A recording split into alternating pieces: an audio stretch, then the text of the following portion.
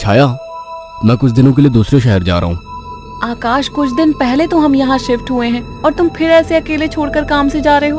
अरे तो नया शहर है, घूम आया करना, और मैं कॉल करता रहूंगा। ठीक है, मैं रोकूंगी तो रुकोगे थोड़ी ही। तुम फिर शुरू मत हो छाया, ये मेरा काम है। ठीक है, मैं अपना सामान लगा देती हूँ, बस अपना ख्याल रखना। आकाश अगली सुबह दूसरे शहर के लिए निकल गया। अपना काम खत्म करके जब वो लौटने लगा, अचानक मौसम खराब हो गया और बारिश की वजह से रास्ता बंद हो चुका था। आकाश को मजबूरन फिर से एक दिन वहां रुकना पड़ा। अपनी बोरियत को दूर करने के लिए वो बाजार की ओर निकल आया। पास में ही छोटा बाजार लगा हुआ था।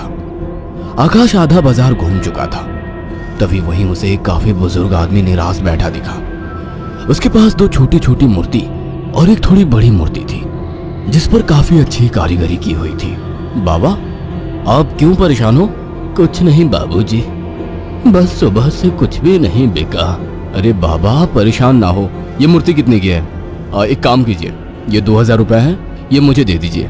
बुजुर्ग ने डरते और झिझकते हुए कहा, लेकिन बेटा, ये मूर्ति शापित है। ये सब बकवास बातें होती हैं बाबा, कोई शाप वाप नहीं होता है। लाओ, ये मूर्ति मुझे दे दो।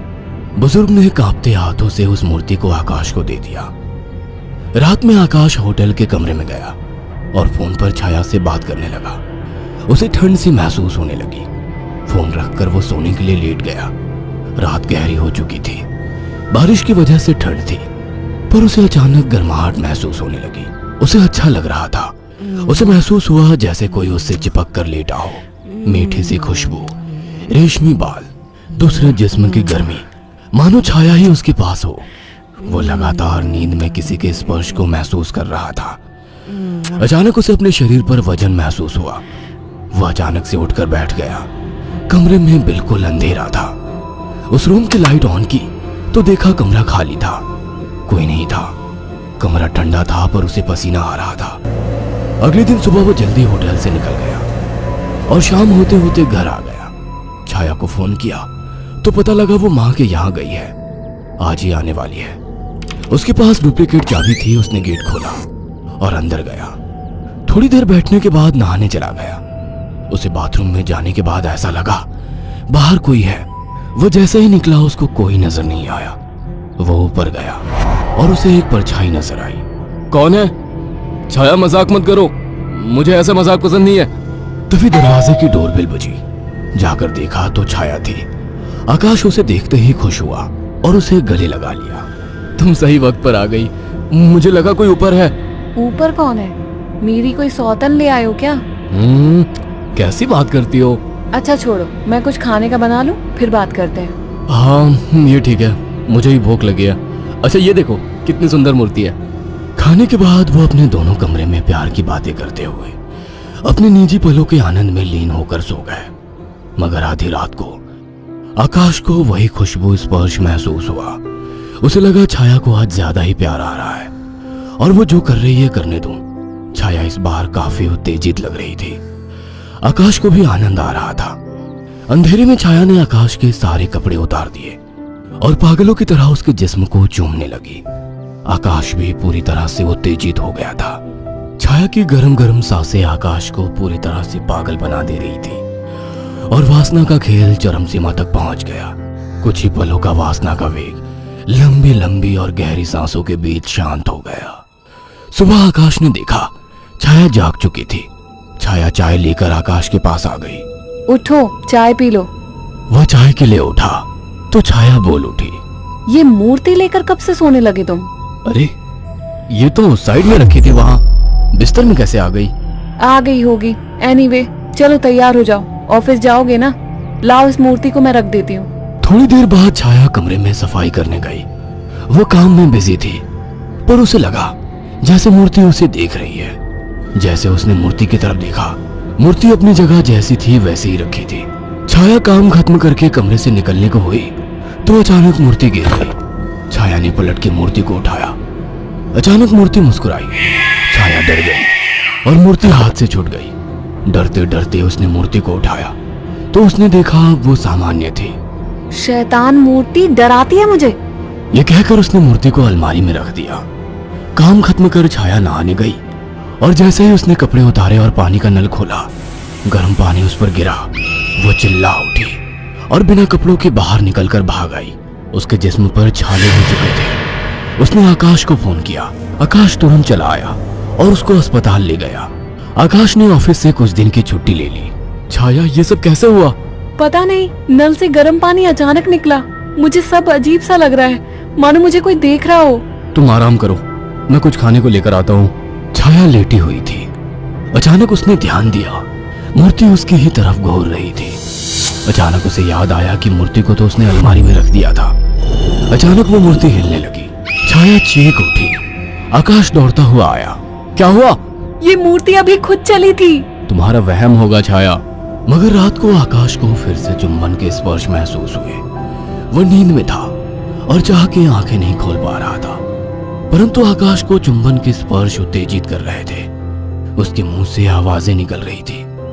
अचानक छाया की आंख खुल गई और उसने जो देखा वो हैरान रह गई। उसने देखा कि एक लड़की काली परछाई के रूप में आकाश के कपड़े खोल रही थी और वो देखते ही चिल्लाने लगी, आकाश, वो काली परछाई! अचानक कमरे के शीशे में चटक सी आवाज आई और शीशा टूट गया। आकाश उठकर बैठ गया। ये शीशा कैसे टूटा? और तुम चिल्लाई क्यों? आकाश, वो कोई काली आत्मा थी। मैंने अभी देखा, वो तुम्हारे साथ संबंध बना रही थी। क्या तुम्हें बिल्कुल पता नहीं लगा? कौन? क्या कह रही हो? मुझे महसूस तो हुआ, पर मुझे लगा तुम हो। पागल हो क्या? ऐसी हालत में मैं संबंध बनाने की सोचूंगी? आकाश, वो एक काली परछाई थी, पर वो एक लड़की थी। तभी मुझे कल रात को जब ये सब महसूस हुआ तो मुझे कुछ अजीब सा लगा था। मुझे ऐसा होटल में महसूस हुआ कि जैसे मेरे पास कोई तो है। और अगले दिन मैं घर आ गया था। तब से जब भी सोता हूँ ऐसा कुछ होता है। मुझे लगता था कि तुम हो। तभी अचानक दोनों का ध्यान मूर्ति पर गया। आकाश ने तुरंत उस मूर्ति को बाहर फेंक दिया। कुछ दिन बाद छाया पानी पीने के लिए उठी। अचानक उसकी नजर फिर से ड्रेसिंग टेबल पर रखी मूर्ति पर पड़ी। अचानक उस मूर्ति ने काली परछाई का रूप धारण कर लिया। छाया अचानक बेहोश हो गई। कुछ देर बाद उसकी आंखें खुली तो उसे सब सपने जैसा लग रहा था। अचानक वो किचन में चली गई। तभी वहां आकाश आ गया। अरे, पहले ठीक तो हो जाती। मैं तो ठीक हूँ। अच्छा। हाँ, आज तो मुझे एक अलग ही सुबह लग रही है। ओके, अब चलो आराम करो। मैंने तुम्हारे लिए कुछ दिन की छुट्टी ली है। अगर ऐसा है तो मुझे खूब प्यार करो। आज आकाश को छाया कुछ बदली बदली सी लग रही थी। खाने के वक्त भी छाया काफी अजीब तरीके से खा रही थी, जैसे वो बरसों से भूखी हो। छाया, क्या हुआ? आराम से खाओ। रात ठीक से खाया नहीं था ना, तो मुझे जोरों की भूख लग रही है। वैसे आज मीट बना काफी अच्छा है। गांव में अम्मा ने सिखाया था। अम्मा ने? कौन सी अम्मा ने? तुम तो कभी गांव गई ही नहीं। वो सब छोड़ो, सुनो ना, मेरा मन रोमांस का हो रहा है। तुम्हें लगता है ये सही वक्त है? प्यार करने का कोई वक्त नहीं होता।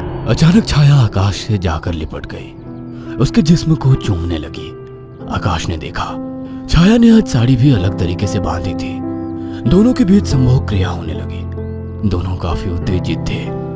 अचानक आकाश को फिर से छाया में वही खुशबू और स्पर्श महसूस हुआ। छाया आकाश को छोड़ने का नाम तक नहीं ले रही थी। आकाश को महसूस हुआ ये छाया नहीं है। आकाश ने एक झटके से छाया को धक्का दे दिया। रुक क्यों गए? प्यार करो मुझे, रुक क्यों गए? आवाज में भारीपन था। आकाश की आंखें बंद थी, पर जैसे ही उसने आंखें खोली, जिसमें छाया का था लेकिन चेहरा किसी और का था। आकाश ने कांपती आवाज में कहा, मेरी बीवी कहाँ है? छाया के चेहरे के हाव भाव बदलने लगे। उसका चेहरा सफेद और आंखें काली थी। वो गुस्से में बोली, मुझे पसंद नहीं थी वो, मार डाला उसे। अचानक वो एक परछाई में बदल गई। उसने अपने लंबे और पहने दांत आकाश की गर्दन में गाड़ दिए। आकाश एक दिल दहला देने वाली चीख के साथ शांत पड़ गया। कुछ दिनों बाद जब घर से बदबू आने लगी तो पड़ोसियों ने पुलिस को बुलाया तो देखा दोनों की लाश बहुत बुरी तरह से कटी पड़ी है और सड़नी शुरू हो चुकी थी। पुलिस को लाशों के पास से वो मूर्ति मिली थी। अगर आपको हमारी ये कहानी पसंद आई हो तो इसे लाइक और शेयर करना ना भूलें। साथ ही ऐसी और नई कहानियों के अपडेट्स पाने के लिए हमारे चैनल को सब्सक्राइब करें।